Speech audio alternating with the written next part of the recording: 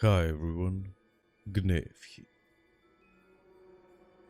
2 years and 5,000 played hours ago, young Gnev first stumbled upon Warmane.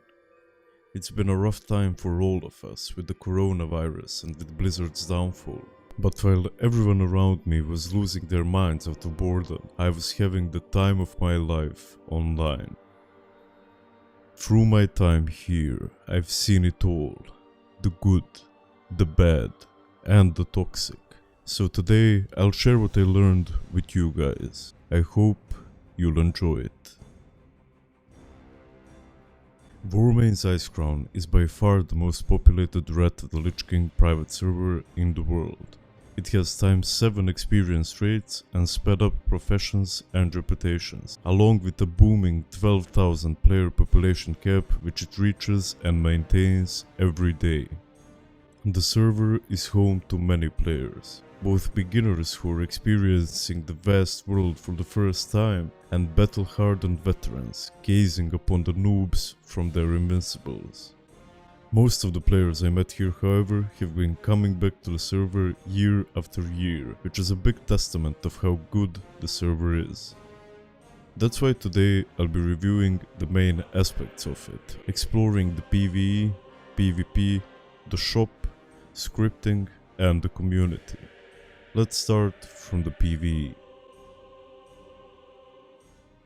The only 3 raids that you'll probably do here are ICC, RS, and TOC. The raids themselves are good, but they do get stale after doing them every day for years. Progressing through heroic ICC with my first guild, however, was probably the most fun I've ever had in a video game. Everyone in the raid was learning and trying hard. They'll probably never forget the collective happiness we experienced when we finally downed 25-man heroic Lich King. After that, I jumped from one hardcore guild to other, just blasting through heroic RS and ICC each day without breaking a sweat. The true PvE endgame on Icecrown is collecting best in slot characters like Pokemon. Next we look at the PvP. If you're an experienced arena player with thousands of battles under your belt, there really isn't a better place for you to play than Warmane. Why the competition is so stiff here is because back in the day, Arena Tournament, the playground for arena legends such as Reckful and Homer J, got absorbed into Warmane, and most of the players stuck to it. So if you're new to the arena, prepare to get your ass kicked in by Shadowmourns at 1500 rating. The competition truly is brutal, but if you're motivated enough, I'm sure you'll enjoy your time. If you're only looking to do some BGs, however, the queues are almost instant, and I'm sure you'll have a great time. Now let's talk about the elephant in the room, the store. Pay to win main, Icecrown, gank main. These are just some of the comments I usually get on my Warmane videos. A lot of the community seems to have a problem with the cash shop, and yet they still continue to play here. Now here's my take on it. People will always find a way to abuse money, so the shop isn't really that big of a deal.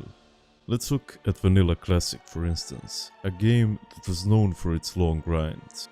A friend of mine actually got paid an hourly wage to grind honor on some dude's account so he can get rank 14.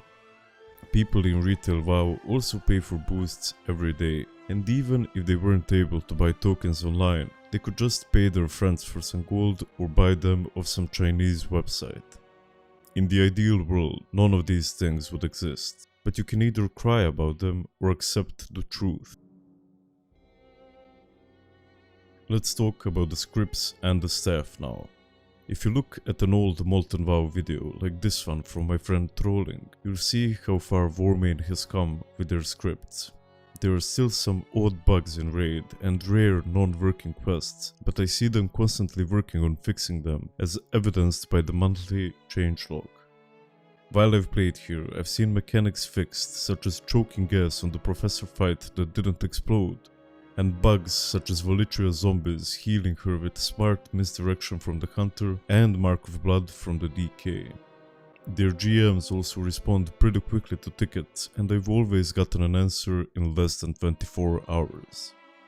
I'd say that no other private server in the world has such an impressive network of employees constantly working on the server, and that's because of the plain size of it. They make a lot of money from the players, but at least they invest most of it back into the game.